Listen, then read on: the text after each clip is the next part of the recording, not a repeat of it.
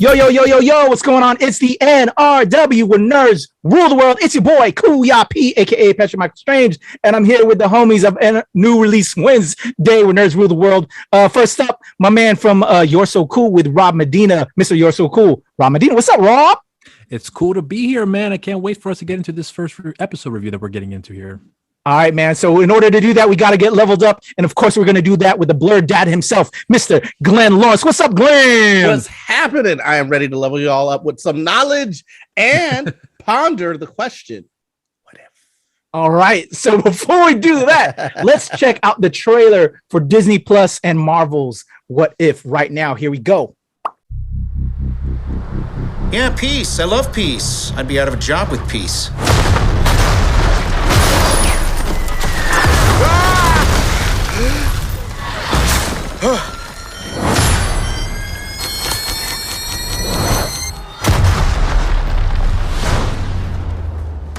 Do we know each other?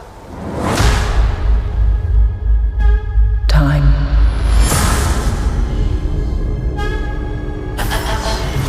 Reality.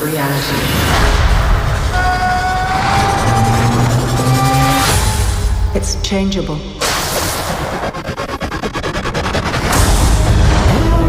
Where you want to be?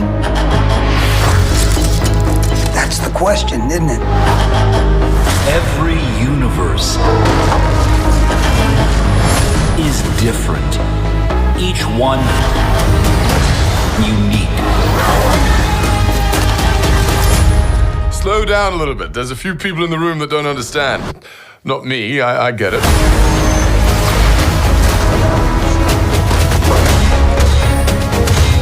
Who are you? The name's Captain Carter. Scheiße! I am the Watcher. I observe all that transpires here. But I do not, cannot, will not interfere. I guess I have to freestyle then. Hey! We have you outnumbered. A Ravager never flies solo. I said never flies solo. Is that some kind of catchphrase?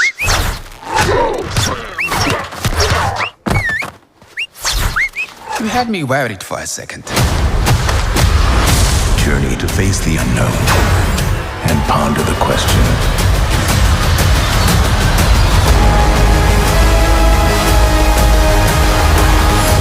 What if? Boom, there you go. The trailer for What If, brand new Marvel series on Disney Plus. Check it out when it premieres on August 11th with episode 1. And yeah, so we're going to break down episode 1 for y'all. What would happen if Peggy Carter and not Steve Rogers took the super soldier serum at the start of World War II? And so there you go. That's really it in a nutshell. We are playing the what if game, people, with instead of Steve Rogers getting it, Peggy Carter gets it, and she's going to lead our troops into battle against the Nazis, although it's not really put out there, but it's Hydra. You know, they're kind of blending the two in there. That's really what it symbolizes when they were creating this series back in the day. But we're now in this multiverse, if you will. And this whole What If series was perfectly put in right after Loki, where we get this multiverse and we're finding out there's all these other worlds and universe expanding adventures. And it's also going to plug into the broader cinematic universe as well. So you're really going to want to check out this series. If some people were thinking I'm a pass it because it's cartoons, it's not really the characters that we're watching from the films. Yes, it is, because they're also voicing them. Sebastian Stan is giving a voice. Haley Atwell is giving a voice. Samuel Jackson is providing his voice. So it's really good stuff. You're going to want to check this out. But yes, this first episode, it's only about 30 minutes long from what I assume. Yeah. Kind of just breaks down that first movie, but reversing it and putting Haley Atwell in the forefront as the super soldier. And what you're gonna love is just that journey. And there's some spoilers that I don't want to spoil right now. Or should we spoil it? Do we want to do spoilers on this, guys? Yeah, let's and how they're blending let's go for it. Yeah, let's go for it. Yeah, because we're gonna drop this when episode 1 drops. So Peggy's in there in the mantle, but what I really enjoyed in this that they kind of intertwined was, so Steve Rogers doesn't get the serum, but what he does get is the armor Iron Man style from the elder Howard Stark. So we kind of have a pre-Iron Man, at least in this universe, with the stone, but it's not the stone. What is it? The Tesseract. So as you recall from the first Captain America, Red Skull's trying to get the Tesseract. We get it, and Howard Stark powers Steve Rogers' Iron Man outfit with the Tesseract. So really cool interplay there in merging that universes there. We see a lot of moments that we saw from Cap, but with Peggy now in the role, which just works out to be a whole lot of fun. I was really amused by it, and just seeing all these characters intertwined. Again, the whole story in a nutshell, to cap it off, is just the Captain America story in reverse with Peggy, and just done brilliantly. So I think it's a great classic What If. I really had a fun time with it, but that's just the story. I'm gonna toss it to the characters with Rob, and then we'll give our final reviews. Okay, so characters. Well, what do we start off here? So Abby Carter, I was gonna say Mrs. Carter, who is now called Peggy Captain Carter. Peggy Carter. Thank you. I forgot why. Anyway, so Captain Carter. That was something that I was kind of curious to see what they're going to go for as far as like naming the character, because we already know we have a Captain Britain, I know, in the Marvel comics. So I was curious to see what route they're going to be going with that. So the fact that they kept her name under that superhero title worked very well. We also get to see some old familiar faces too. The actor Stanley Tucci plays the character. I forgot his name off the top of my head. Dr. Erskine. Thank you very much. So he's back. Unlike in the original Captain America movie, he's in it for a bit of time, but he's definitely an integral part of the storyline. And then we also get introduced to Red Skull in the film, in the show as well too. And this time he's not being voiced by Hugo Weaving. He's actually being voiced by a comedian named Ross Marquand, I believe. He was in The Walking Dead. He also played in the updated Endgame stuff because there was a whole falling out. And so Ross Marquand had taken on the role since Captain America, right? With all the other appearances of Red Skull. So he's back and does a really good job too. And we also get Toby Jones back as the character that he plays in Captain America. Arnim Zola. Zola, thank you. So we get him, and then we also get introduced to the Captain America's crew. You have Dum Dum Dugan and some of the other characters, although some of the other characters were just not into it, aren't really used effectively, I thought, in this particular episode, but they were there for the most part. And then we are introduced to we're introduced to the whole timeline thing, which at the end of the episode is where really we're kind of see how this whole multiverse thing kind of has an effect here with this run. And then of course we mentioned before about so we were talking previously about the multiverse that's going to be happening with Marvel right now that is going to be very integral. So I think this show definitely does have something to do with that. And then we also get a surprise appearance too later on at the end of the show, where we get to see a Mr. Sam Jackson as Nick Fury, very similar to what we kind of got introduced with Captain America when he was first introduced with the Avengers in the previous run. So very curious to see how that's going to play out moving forward. But yeah, that's pretty much the characters in a nutshell. You missed one big character at the very beginning.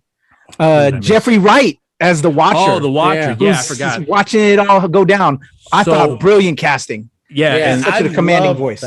That's actually in my notes that I was like, it's immediately dope because Jeffrey Wright is in there. But I'm going to disappoint you all, and I'm going to totally disagree and say I was not feeling episode 1. What? I was like, what? This is whack, bro. I didn't rock with it. And I'll tell you why. Tell me why, bro. Tell me why. Carter. I love Captain Carter. Her getting this serum. I love the fact that just by simply being in the room, you could change the course of history. I thought that was a very powerful message. But where it fell off the rails for me is all of a sudden Steve Rogers, who was just a nobody soldier, gets the Iron Man suit, gets the Ironmonger suit, who Howard Stark never made an Iron Man suit. There was no suit that he had made. It just like all of a sudden he has an Ironmonger suit. Like, no, that was some Tony Stark in the Marvel universe.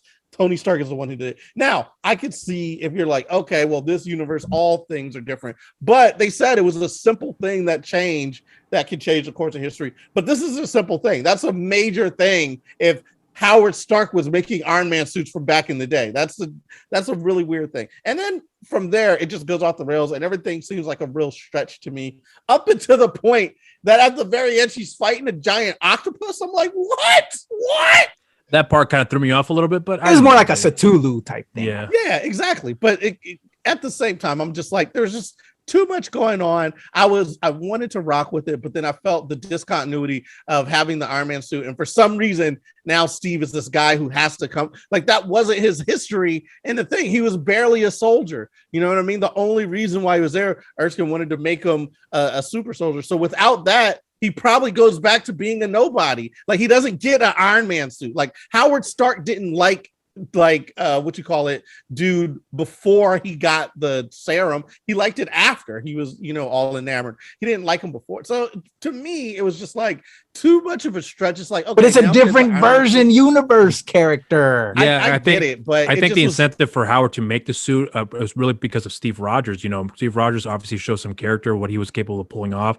But I think that might have given the extra incentive. It was never delved into in the episode. It was more like just happened out of the blue. But in my mind, I'm thinking, well, maybe something had changed along the way for him to give the push to create the suit for a man he felt like was going to be the Captain America, and but thought, let's give him an opportunity with something else. Let me give him a suit, and that way he can participate and help out with this war because his heart's in the right place. You don't give out participation trophies in war. You do if you're in the What If universe. It's a What If universe, I guess, but I'm just like, well, just so he could go along. It's like his wife was like, make something so Steve can go along. And it's like, I don't want to make anything. And he's like, all right, I'll make a suit of armor for him. The most indestructible suit of all time, mind you. Yeah. Anyway, that was my take. I'm going to be the foil, and I'm going to say I was not thinking that it was brilliant. I thought there were a lot of reaches that I was just like, even though we're in a different universe. Yeah, I wanted to like it, but if they would have focused a lot on Captain Carter and didn't like throw Steve in there, throw all this extra stuff in, I think I probably would have liked it better, because I was rocking with it up until Captain Carter. But once they started doing all this other stuff, and then Steve's flying with the, like, when did he train to do that? Like, when now he's just it's a little far fetched. I thought, it's just like, all right, that's me. That's my. I got you. I wanted to love it, but I couldn't rock with it. I couldn't rock with it. Were there any other moments that y'all enjoyed outside of that? Like just kind of like the touches of, and just shot selections from a filmmaking standpoint. They kind of kept the same camera angles in certain point of views from the original film. Time out. I'm sorry. The other thing is, I love Captain Carter, but she was mad overpowered, yo. Like, she was doing things that Steve Rogers had never done as Captain America. I was like, wait, what? It was an overpower. But in his What If universe, she was able to overpower anything. She was doing some things that were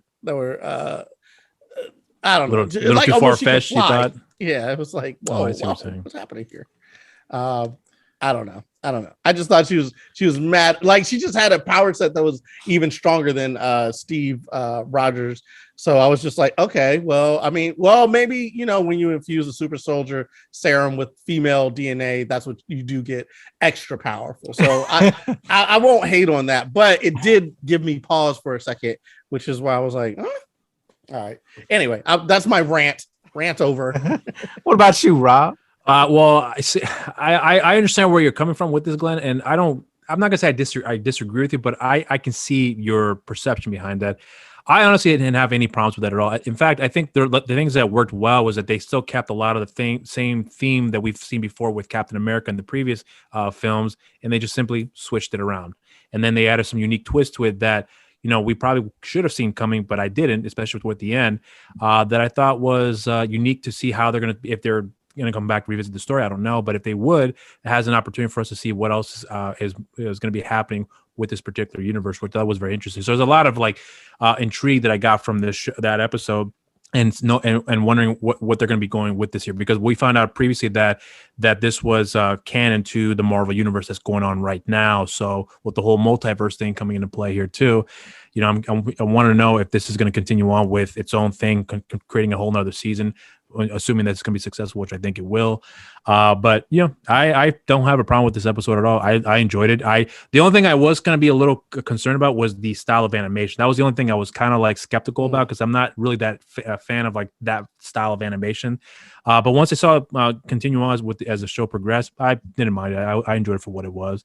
Not my preference, but it was fine. That's the only negative that I took away from it. I enjoyed it. I had a fun time with it, and I was able to suspend certain feelings about it. Unlike my partner over there, Glenn, it's an alternate universe. And what I really enjoyed about it right now. No, it's all love. I love you, bro. Love you, bro. I'm just like, how could you not like it, man? It was good. But what?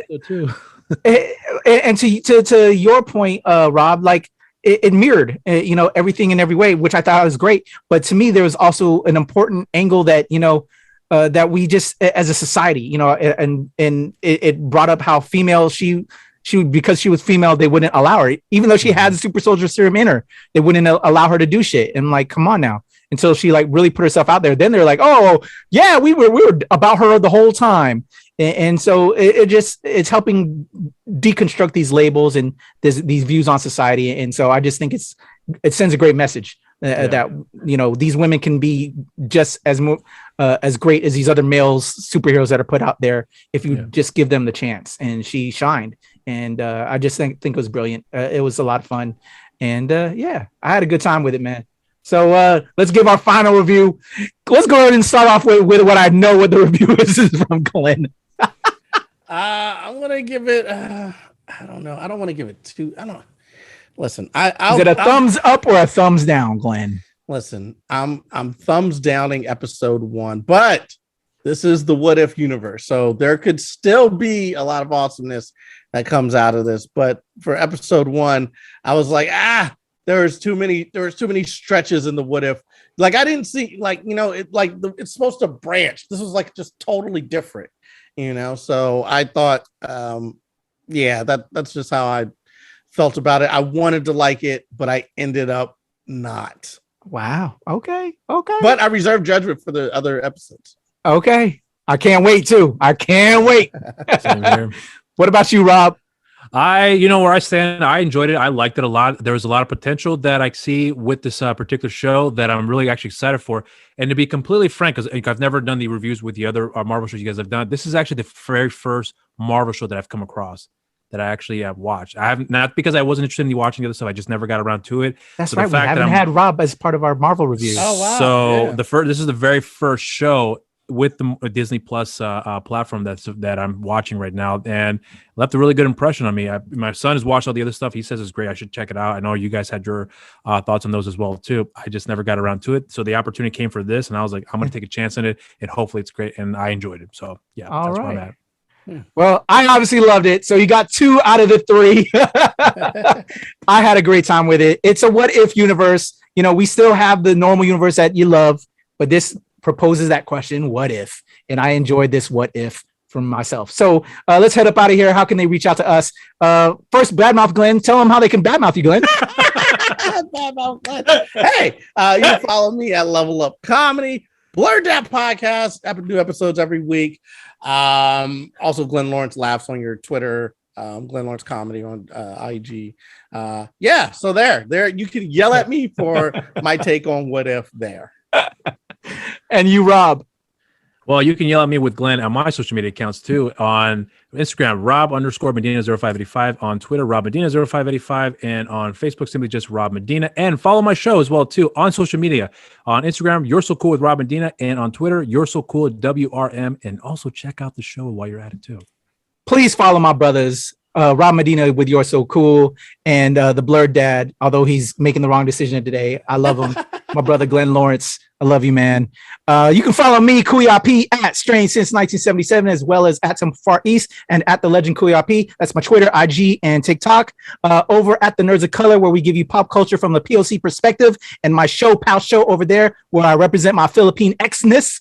And of course, here at the NRW and at New Release Wednesday, where nerds rule the world with my brother Rob Medina and Glenn Lawrence. Your boy Kuyapi. We are out of here until next time when we propose the question, what if? Cheers, everyone. We're out of here.